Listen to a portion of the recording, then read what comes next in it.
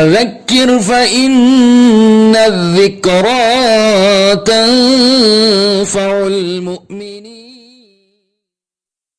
بسم الله الرحمن الرحيم. الحمد لله نحمده ونستعينه ونستغفره ونؤمن به ونتوكل عليه ونعوذ بالله من شرور أنفسنا ومن سيئات أعمالنا. من يهده الله فلا مضل له ومن يضلله فلا هادي له. ونشهد أن لا إله إلا الله وحده لا شريك له. ونشهد أن سيدنا ونبينا ومولانا محمدا عبده ورسوله صلى الله عليه وعلى آله وأصحابه وبارك وسلم تسليما كثيرا كثيرا. أما بعد، فأعوذ بالله من الشيطان الرجيم. بسم الله الرحمن الرحيم.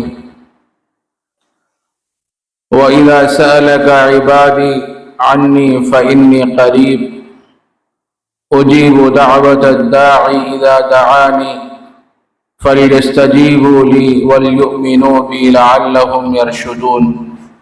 صدق الله العظيم. وقال رسول الله صلى الله عليه وسلم: إن الله حي كريم يستحيي إذا رفع الرجل إليه يديه أن يردهما صفرا خائبتين، أو كما قال رسول الله صلى الله عليه وسلم. برادران اسلام اور میرے عزیز دوستوں اور بزرگوں،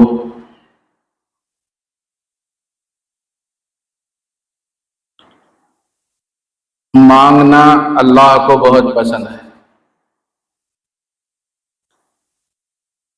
جو آدمی جس درجے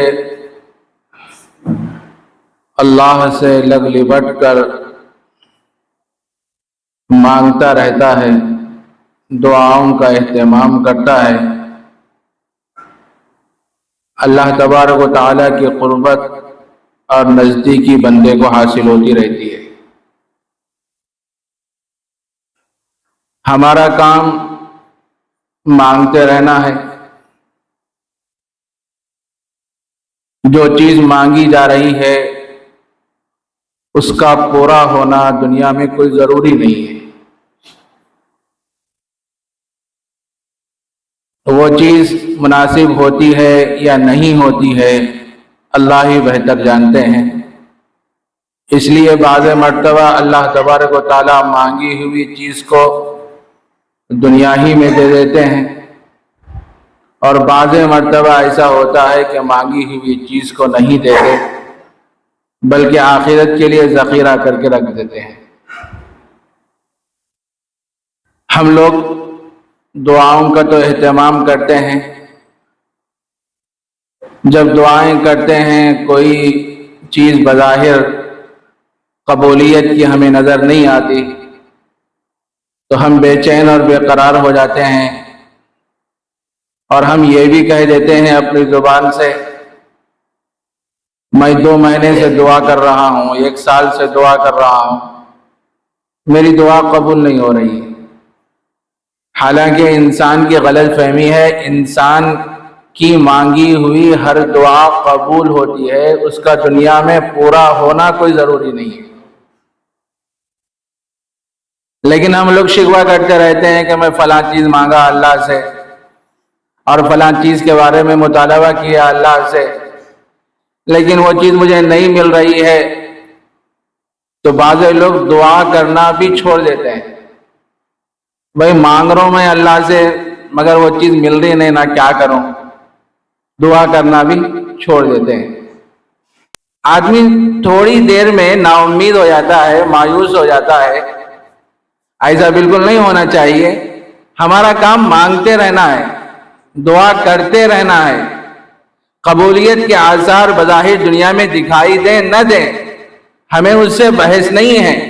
ہمارا کام اللہ سے لگ لپٹ کے مانگتے رہنا ہے. اللہ تبارک و تعالی ہماری ہر دعا کو قبول فرماتے ہیں. یہ دعا جو ہے نا، یہ بہت بڑا ہتھیار ہے.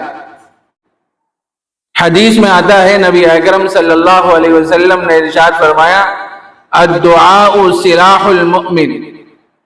دعا کیا ہے؟ مومن کا ہتھیار ہے. دنیا میں کیسے کیسے لوگ گزرے ہیں جو اپنے آپ کو بہت بڑا مالدار سمجھتے تھے اور اپنے آپ کو بہت کچھ سمجھتے تھے، لیکن کچھ اللہ والے اس دنیا میں ایسے بھی گزرے ہیں کہ ان کا مشغلہ ہی یہ تھا کہ وہ دن اور رات دعا کرتے تھے، اے اللہ اس کے شر سے ہمیں محفوظ فرما دے. اور یہ دنیا میں جو لوگوں پہ ظلم کر رہا ہے اور ظلم کا بازار گرم ہے، اے اللہ اس کا خاتمہ فرما دے.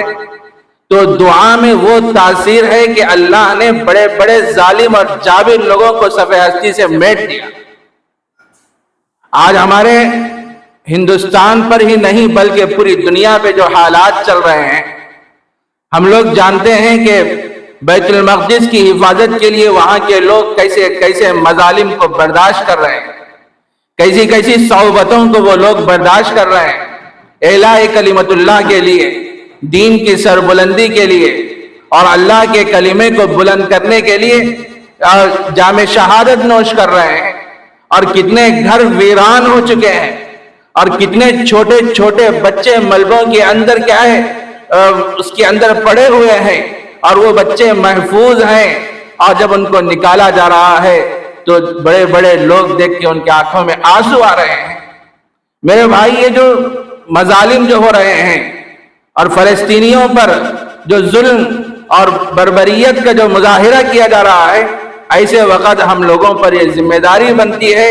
ہم وہاں تو جا نہیں سکتے، وہاں جا کے کچھ کر تو نہیں سکتے، کم از کم اتنا تو کر سکتے ہیں کہ ہم گھر میں بیٹھ کے یہ تو کر سکتے ہیں، اے اللہ فلسطینی مسلمانوں کی حفاظت فرما، بیت المقدس کی حفاظت فرما اور ظالم اور جابر حکومتوں کو نیست و نابود فرما دے. یہ کام تو ہم کر سکتے ہیں میرے بھائی. بہت بڑا ہتھیار ہے دعا، بہت بڑا ہتھیار. جس طرح آدمی ہتھیار کے ذریعے سے محفوظ رہتا ہے، جب دشمن مقابلہ کرنے کے لیے آتا ہے اس کے پاس ہتھیار ہوتا ہے تو وہ دیکھ کے بھاگ جاتا ہے، اسی طرح میرے دوستو دعا بھی ایک ہتھیار ہے. یہ خاموش ہتھیار ہے، سائلنٹ ہتھیار ہے، اور اس سے بڑا ہتھیار کوئی اور نہیں ہے. اچھے اچھوں کے پرخچے اڑ جاتے ہیں دعا کے نتیجے میں. ایک صاحب کیا ہے بہت بڑے عہدے پہ فائز تھے، بہت بڑے عہدے پہ، اور بار بار ان کا کام کیا تھا، کسی کے 3 سال ہو جاتے 5 سال ہو جاتے نوکری کرتے کرتے، تو وہ صاحب کیا کرتے تھے کہ یہ بہت پرانا ہوتا جا رہا، اس کو یہاں سے برخاست کر دینا، یہاں رہیں گا تو پھر ہمارے کو ناک پہ دم کر دیتا. تو وہ صاحب کیا کرتے تھے، جو بھی 3 سال 4 سال کسی جگہ نوکری کرتا تو فوراً اس کو کیا ہے وہاں سے برخاست کرتے، دوسری جگہ اس کا تبادلہ کرتے. تو لوگ بہت پریشان ہو گئے اور بہت بڑے ذمہ دار عہدے پہ فائز تھے، کیا کریں. ایک صاحب ان کی نوکری ایک جگہ 10 سال سے وہ ملازمت کر رہے تھے، کام کر رہے تھے. اب وہ صاحب جو تھے جو بڑے عہدے پہ، انہوں سوچے کہ نہ آ کے 10 سال ہو گئے اب تک گیا نہیں، اس کو کسی بھی صورت میں نکالنا ہی ہے، کیا کرنا. تو بولے کہ اب نکالنے کی کوششیں شروع ہو گئی، بھائی تمہارے 10 سال ہو گئے، تم یہاں سے اب چلے جاؤ. تو وہ صاحب پریشان ہو گئے، میری بیوی بچے یہاں رہتے ہیں، روزانہ میں جاتا ہوں آتا ہوں، سہولت ہے، ہم لے جا کے میرے کو کہیں دور ڈال دیں گے تو پھر کیسا ہوگا. وہ سوچنے لگے. وہ صاحب والد صاحب کے پاس آئے، والد ماجد علیہ الرحمہ کے پاس آگے بولے کہ اس طریقے کا مسئلہ چل رہا ہے، ایک بہت بڑا ظالم اور جابر بیٹھا ہوا ہے عہدے پہ، جو کوئی آدمی پرانا ہوتا ہے اس کو نکالنے کی کوشش وہ کرتا ہے. تو والد صاحب بولے تمہارے پاس ہتھیار ہے نا، تمہارے پاس کیا ہے، ہتھیار ہے، وہ ہتھیار کا تم استعمال کیوں نہیں کر رہے. روزانہ تہجد پڑھ کے تہجد کے بعد دعا کا اہتمام کرو، روزانہ کرو. تو وہ صاحب سنائے گیا میں مول صاحب کی بات پہ عمل کرنا شروع کیا. 1 دن کرا, 2 دن کرا, 3 دن کرا, 4 اور 5 دن ہو گئے. 11 دن ہوتے ہی وہ جو صاحب عہدے پہ فائز تھے انہوں وہاں سے برخاست ہو گئے. انہوں ان کو برخاست کرنے کی فکر کر رہے تھے, انہوں برخاست ہو. تو ایسا بڑا ہتھیار ہے میرے بھائی دعا کے اندر اللہ نے ایسا اثر رکھا ہے. تو ہمارا کام مانگتے رہنا, نا امید نہیں ہونا. اللہ دینا چاہتے ہیں, مصلیحت ہوتی ہے تو دیتے ہیں, اور جو چیز مانگی جا رہی ہے وہ مناسب نہیں ہوتی ہے تو اللہ تبارک و تعالیٰ نہیں دیتے. اور دعا کے ذریعے سے اللہ کی قربت نصیب ہوتی ہے. جس طرح کوئی معمولی آدمی کسی بادشاہ کے پاس چلا جائے تو وہ معمولی آدمی یہ سوچنے لگتا ہے ارے میں بادشاہ سے ملاقات کر کے آیا, وزیر اعظم سے میں ملاقات کر کے آیا. وہ بہت خوش ہوتا ہے. 1 مرتبہ ملاقات ہوتی ہے, 2 مرتبہ ملاقات ہوتی ہے تو اس کا دل باغ باغ ہو جاتا ہے. اور جب جانا آنا ہوتا رہتا ہے وزیر اعظم کے پاس یا کوئی اور حکمراں کے پاس, تو لوگ بھی کہنا شروع کر دیتے ہیں بھائی یہ آدمی تو بڑا معمولی ہے, لیکن وزیر اعظم اس کو بلاتے ہیں, بڑے بڑے لوگ اس کو بلاتے ہیں, اور کیا ہے ان سے ملاقات ہوتی ہے. لوگ بھی اس طریقے سے تبصرہ کرتے ہیں. میرے بھائی ایک معمولی آدمی جب دنیاوی کسی بادشاہ کے پاس جاتا ہے تو لوگ اس کی قدر کرتے ہیں, اور وہ آدمی خود یہ سوچتا ہے کہ میں کتنا بڑا ہوں کہ بادشاہ سے ملاقات کر رہا ہوں. میرے بھائی ہم لوگ جب رب العالمین کے سامنے ہاتھ اٹھا کے دعا مانگتے ہیں تو دعا کی وجہ سے ہم لوگ اللہ سے بہت قریب ہو جاتے ہیں, اللہ سے قربت اور نزدیکی ہم کو حاصل ہو جاتی ہے. لیکن ہمیں احساس نہیں ہوتا. جب بندہ دعا کرنے کے لیے ہاتھ اٹھاتا ہے تو اللہ کے اتنا قریب ہوتا ہے, اللہ کے اتنا قریب ہوتا ہے کہ ہم اس کا اندازہ نہیں کر سکتے. اس واسطے دعا کرتے وقت آدمی کو پوری دلچسپی کے ساتھ, دل جمعی کے ساتھ, پورے ذوق اور شوق کے ساتھ دعاؤں کا اہتمام کرنا چاہیے. ہم لوگ کرتے کیا ہیں, کچھ رٹی ہوئی کچھ دعائیں رہتی ہیں,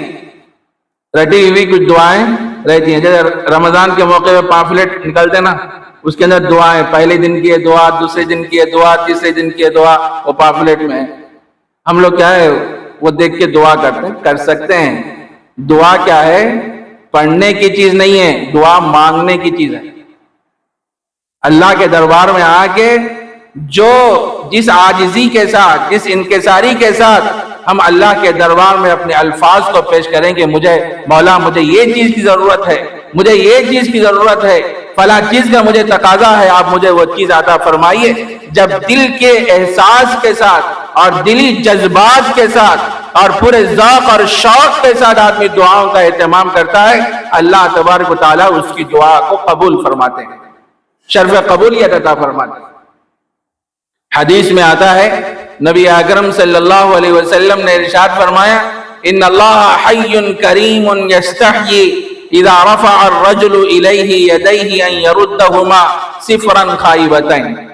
اللہ تعالیٰ باحیا اور کریم ہے. جب کوئی بندہ اللہ کے دربار میں ہاتھ اٹھا کے دعا مانگتا ہے, اللہ تبارک و تعالیٰ اس کو خالی ہاتھ بھیجنا مناسب نہیں سمجھتے. اللہ کو حیا آتی ہے, شرم محسوس ہوتی ہے, میرا بندہ میرے دربار میں دعا کر رہا ہے, فریاد لے کے میرے دربار میں حاضر ہوا ہے, میں اس کے ہاتھوں کو خالی کیسے واپس کروں. اللہ کو حیا آتی. تو اللہ تبارک و تعالیٰ نے ہم کو بہت بڑا ہتھیار دیا ہے, بہت بڑا ہتھیار. اس ہتھیار کا ہم روزانہ استعمال کرتے رہنا چاہیے, روزانہ دعاؤں کا اہتمام کرتے رہنا چاہیے. اور اللہ تبارک و تعالیٰ ہمارے بہت قریب ہیں, ہمارے شہ رگ سے بھی زیادہ قریب ہیں. ہم اللہ کو تو نہیں دیکھ سکتے, لیکن اللہ تبارک و تعالیٰ ہمیں دیکھ رہے ہیں اور ساری کائنات کو دیکھ رہے ہیں, اور ساری کائنات کے نظام کو چلانے والی اللہ کی ذات ہے. اتنی زبردست اور طاقت اور غلبے والی طاقت والی اللہ کی ذات ہے. تو ہم اللہ کے دربار میں جب ہاتھ پھیلائیں گے پوری مسکنت کے ساتھ, پوری عاجزی کے ساتھ اللہ کے دربار میں ہاتھ اٹھا کے دعا مانگیں گے, اے اللہ آپ ہی دینے والے ہیں, آپ ہی عطا کرنے والے ہیں. اگر آپ کسی کو کچھ دیتے ہیں تو آپ کے خزانے میں کچھ کمی نہیں آتی. مولا آپ کا خزانہ تو بڑا وسیع ہے, آپ کی رحمت کا سمندر تو بڑا وسیع ہے مولا، آپ عطا فرما دیجئے، آپ دے دیجئے۔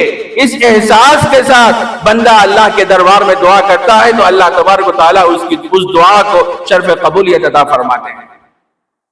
دوسری بات یہ ہے میرے بھائی، آدمی جو دعا کرتا ہے تو دعا ایک زمانے سے کرتا ہے، کرنے کے بعد اس کی دعا قبول کیوں نہیں ہوتی؟ قبولیت کے آثار کیوں دکھائی نہیں دیتے؟ حدیث میں آتا ہے نبی اکرم صلی اللہ علیہ وسلم نے ارشاد فرمایا، دیکھو آدمی ہمیشہ حلال رزق کھانے کا اہتمام کرے، حلال کھانا، حرام نہیں کھانا۔ آج ہم یہ چاہتے ہیں کہ منٹوں میں کروڑ پتی بن جائے، نہ حلال کو دیکھتے ہیں نہ حرام کو دیکھتے ہیں، بس ایک مہینے کے اندر 2 مہینے کے اندر میں لاکھ پتی بن جاؤں، کروڑ پتی بن جاؤں۔ اور حرام مال ہمارے پیٹ میں جب جائے گا تو میرے دوستو، جس کا پیٹ حرام مال جس کے پیٹ میں جائے گا، اللہ تبارک و تعالیٰ اس کی دعا کو قبول نہیں فرماتا۔ حدیث میں آتا ہے نبی اکرم صلی اللہ علیہ وسلم نے ارشاد فرمایا، بہت سے بندے دنیا میں ایسے ہیں جو اللہ سے مانگتے ہیں، اللہ مجھے یہ دیجئے، یہ دیجئے، یہ دیجئے، لیکن ان کا کھانا حرام، ان کا پینا حرام، ان کا لباس حرام، ان کی غذا حرام۔ ایسی حالت میں ان کی دعا کہاں قبول ہو سکتی ہے؟ میرے بھائی، ہمیشہ آدمی حلال کھانے کا اہتمام کرے، حرام سے بچتا ہوا رہے۔ اور جو آدمی حلال کھائے گا تو عبادت میں لذت ملے گی، چاشنی ملے گی۔ حلال کے اندر اللہ نے یہ اثر رکھا ہے۔ آج ہمارا حال یہ ہے میرے بھائی، چونکہ ہم لوگ حلال اور حرام کی تمیز نہیں کرتے، جو آتا ہے اس کو لینے کی فکر اور کوشش کرتے ہیں، تو نماز کی طرف ہمارا خیال نہیں ہوتا، نماز کی طرف ہماری رغبت نہیں ہوتی۔ آدمی ہمیشہ حلال کھانے کی فکر کرے، حلال کھانے کی کوشش کرے۔ افغانستان کا ایک بادشاہ گزرا ہے، امیر عبد الرحمن، ایک افغانستان کا ایک بادشاہ گزرا ہے۔ وہ بادشاہ کے زمانے میں ایک دشمن اس افغانستان پر حملہ کرنے کے ارادے سے آیا، تو امیر عبد الرحمن خان صاحب نے اپنے بیٹے کو بھیجا کہ تم جاؤ، جا کے ان سے مقابلہ کرو، ان سے لڑائی کرو۔ یہ بیٹے ان کے گئے لڑائی کے ارادے سے، اب بہت دن تک لڑتے رہے، تو تھوڑے دنوں کے بعد یہ اطلاع ملی کہ اب امیر عبد الرحمن خان صاحب کو آپ کا جو بیٹا لڑنے کے لیے گیا ہے وہ شکست کھا کے آ رہا ہے، اس کو کامیابی نہیں ملی، شکست کھا کے آ رہا ہے۔ بڑے پریشان ہو گئے اور بہت غمزدہ ہو گئے، اور اپنی بیوی کے پاس گئے تو بیوی نے دیکھا کہ شوہر محترم کا چہرہ ایک دم اداس ہے، رنج و غم کے آثار نمایاں ہیں۔ تو انہوں نے پوچھا شوہر محترم سے، آخر کیا بات ہے؟ تو فرمایا کہ میں اپنے بیٹے کو لڑنے کے لیے بھیجا تھا، لوگوں نے بتایا کہ میرا بیٹا شکست کھا کے آ رہا ہے، تو اس کا مجھے بہت افسوس ہے۔ اتنا سننا تھا، بیوی محترمہ نے کہا کہ ہرگز میرا بیٹا شکست نہیں کھا سکتا، ایسا ہو ہی نہیں سکتا میرا بیٹا شکست کھائے۔ تو انہوں نے کہا کہ نہیں، لوگوں نے کہا کہ وہ شکست کھا کے آ رہا ہے، ایسا ہو ہی نہیں سکتا۔ اس کے بعد تھوڑے دن کے بعد یہ خبر آئی کہ امیر عبد الرحمن خان کا جو بیٹا تھا وہ شکست کھا کے نہیں آ رہا، بلکہ کامیاب ہو کے فتح کر کے وہ آ رہا ہے، فتح کر کے آ رہا ہے۔ بڑے خوش ہو گئے، جا کے اپنی بیوی محترمہ سے پوچھے، آخر ذرا یہ بتاؤ، تم جس اطمینان کے ساتھ جو بات کہہ رہے تھے کہ میرا بیٹا شکست نہیں کھا سکتا، آخر وہ بات کیا ہے، راز کیا ہے؟ تو بیوی محترمہ نے کہا، دیکھو، جب میرا بیٹا میرے پیٹ میں آیا حمل کی صورت میں، تو اللہ خدا کی قسم، میں اپنے پیٹ میں ایک لقمہ بھی حرام کا اپنے پیٹ میں نہیں رہی، ایک لقمہ بھی نہیں رہی۔ ویسے میں حلال ہی کھاتی ہوں، لیکن جب میرا بیٹا میرے پیٹ میں آیا حمل کی صورت میں، تو تھوڑا بھی، ایک لقمہ، ایک ذرہ بھی حرام کا میرے پیٹ میں نہیں آیا۔ اور دوسری بات یہ ہے، جب یہ بچہ پیدا ہوا، اور جب اس کے دودھ پلانے کے دن شروع ہو گئے مدت رضاعت، میں نے کبھی اپنے بچے کو بغیر وضو کے دودھ نہیں پلایا، بغیر وضو کے دودھ نہیں پلایا۔ میرا بیٹا سینے پہ گولی تو کھا سکتا ہے، شہید تو ہو سکتا ہے، لیکن میدان میں شکست کھا کے وہ آ نہیں سکتا، فرار ہو کے آ نہیں سکتا۔ میرا بیٹا تو ایسا عظیم بیٹا ہے۔ میرے دوستو اندازہ لگائیے، حلال مال میں، حلال کمائی میں اللہ نے ایسی برکت رکھی ہے۔ تو دعا کی قبولیت میں سب سے پہلی چیز یہ ہے کہ آدمی حلال چیز استعمال کرے، حرام سے بالکل بچے۔ دیوبند میں ایک بزرگ گزرے ہیں، وہ گھاس والے بزرگ کے نام سے مشہور ہیں، گھاس والے۔ ان کا کام ہی یہ تھا کہ وہ جنگل کو جاتے، گھاس کو کاٹتے اور کاٹنے کے بعد بازار میں لا کے اس کو فروخت کیا کرتے تھے۔ 6 پیسے ملتے تھے، 6 پیسوں میں سے 4 پیسے خرچ کرتے اور 2 پیسے بیفو کرتے۔ اور وہ جب 7-8 دن گزر جاتے، جب 14 پیسے ہو جاتے تو وہ ایک شاندار دعوت کرتے ان پیسوں سے۔ اس میں دارالعلوم دیوبند کے بڑے بڑے علماء کو بلایا کرتے تھے، مولانا رشید احمد گنگوہی اور اسی طرح مولانا قاسم نانوتوی، اس طریقے کے بڑے بڑے علماء کو بلاتے اور بلا کے کھانا کھلایا کرتے تھے۔ اور یہ لوگ بھی بڑی رغبت کے ساتھ وہ بزرگ کی دعوت میں شریک ہوتے تھے۔ معمولی دعوت ہوتی تھی، موٹے چاول لاتے اور اس میں گڑ ملا کے دعوت کیا کرتے تھے۔ یہ حضرات بڑی رغبت اور شوق کے ساتھ جا کے وہاں کھانا کھاتے۔ ایک دن ایک صاحب اعتراض کرے مولانا رشید احمد گنگوہی رحمۃ اللہ علیہ سے، ارے بڑے بڑے نواب آپ لوگوں کو دعوت دیتے ہیں، آپ نوابوں کی دعوت میں نہیں جاتے۔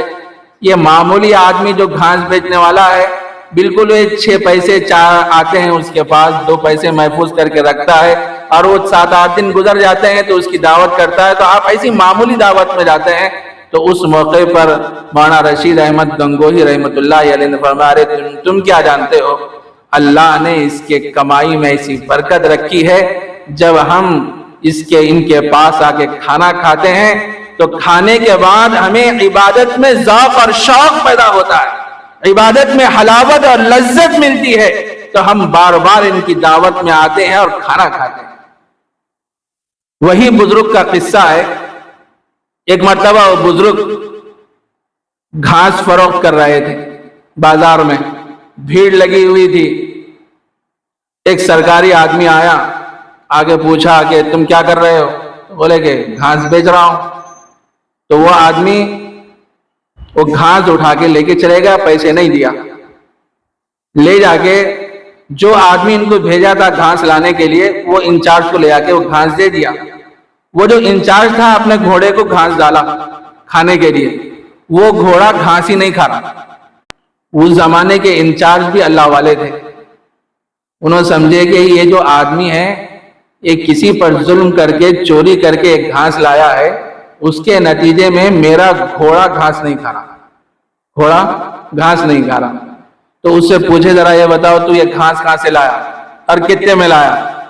بولا کہ ایک بزرگ وہاں گھاس بیچ رہے تھے، بھیڑ لگی ہوئی تھی، اور میں گیا وہاں سے اٹھا کے لے کے آیا، پیسے بھی نہیں دیا، ایسے ہی لا لیا۔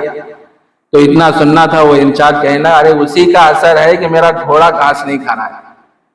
اس کے بعد وہ انچارج وہ گھاس والے بزرگ کے پاس گئے، جا کے بولے کہ بھائی پیسے لے لے، 100 روپے میں ہدیہ تجھے دیتا ہوں، لے لے، میرا گھوڑا گھاس نہیں کھا رہا۔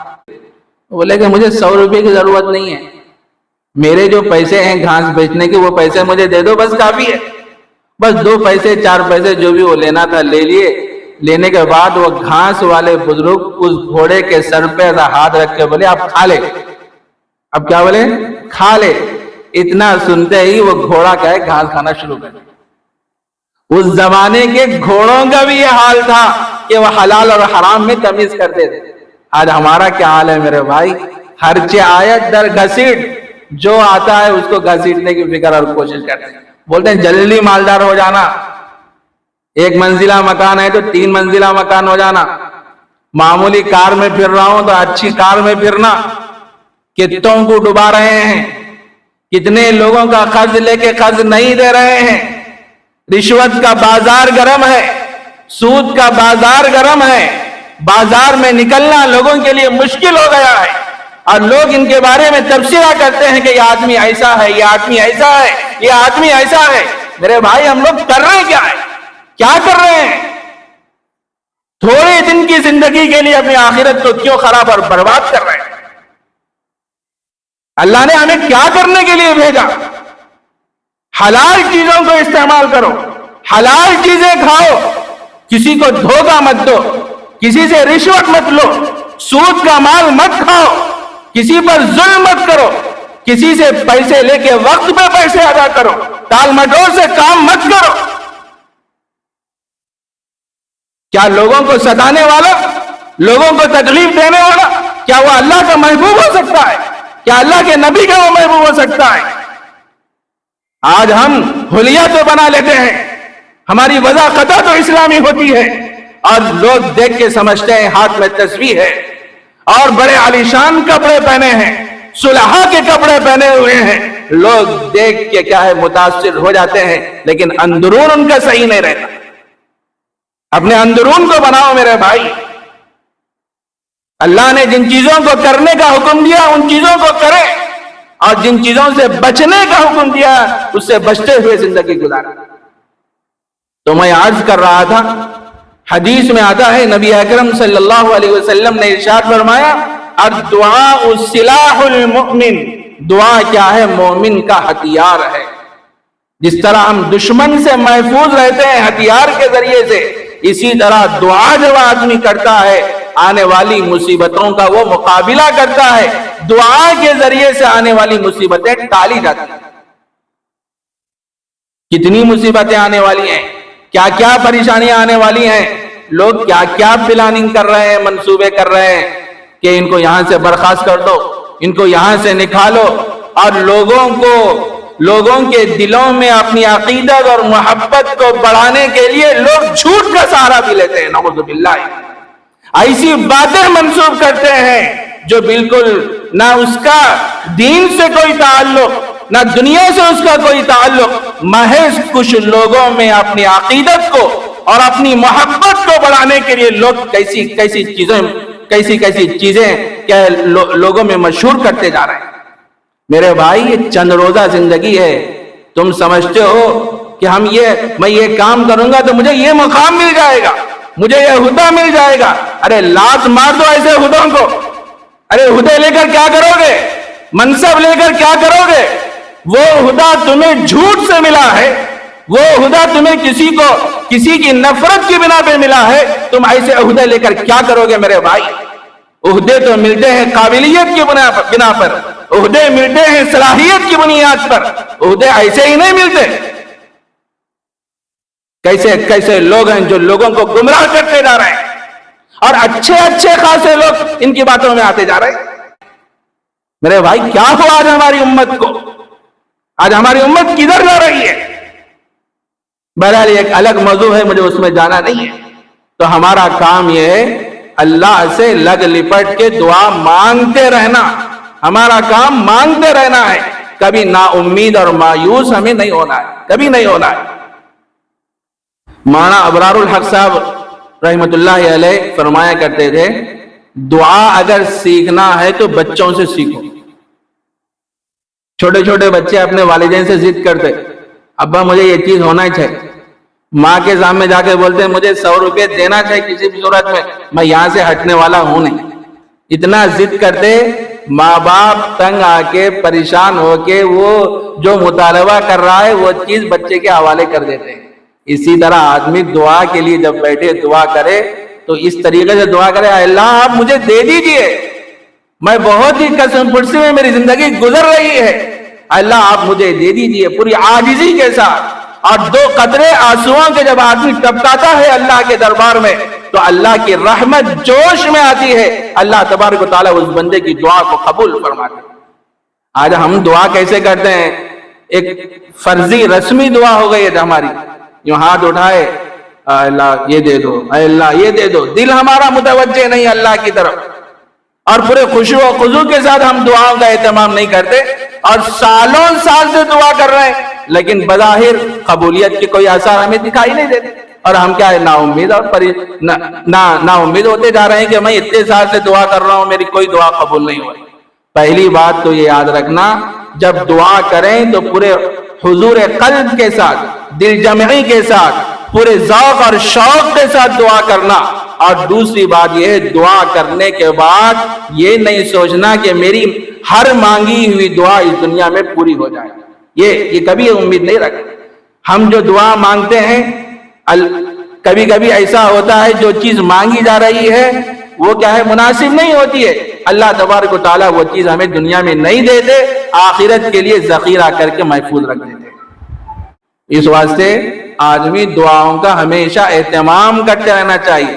آدمی کے اوپر حالات آتے ہیں، مصائب آتے ہیں، پریشانیاں آتے ہیں، تو آدمی کیا ہے ان حالات میں دعاؤں کا خوب اہتمام کرے، اللہ سے لگ لپٹ کے دعائیں مانگنے کا آدمی کیا ہے اہتمام کرے۔